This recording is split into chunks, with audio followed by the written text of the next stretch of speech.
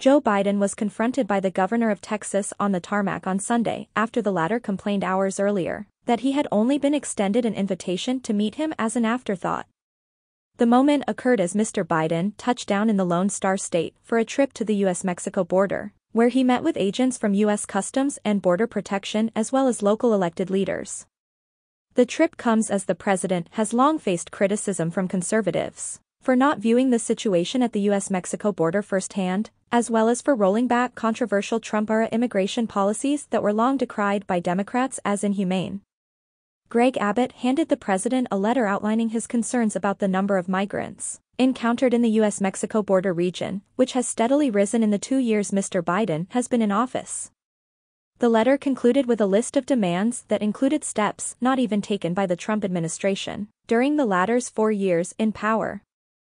Those steps included declaring drug cartels to be international terrorist groups, potentially authorizing U.S. military action against them, as well as greatly expanding detentions and deportations of undocumented immigrants.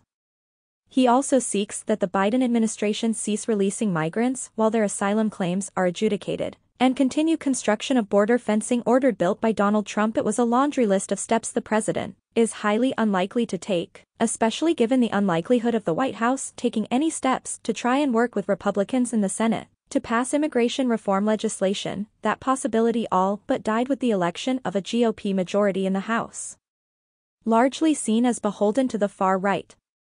Mr. Abbott in particular has faced scathing criticism from Democrats in recent months over a busing campaign that has led to groups of Central and South American migrants being dropped off in cities and towns controlled by Democratic elected officials, including outside of the U.S. Naval Observatory in Washington, D.C.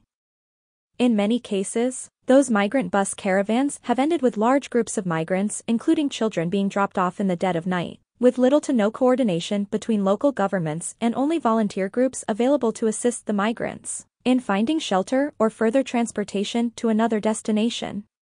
From news to politics, travel to sport, culture to climate, The Independent has a host of free newsletters to suit your interests. To find the stories you want to read, and more, in your inbox,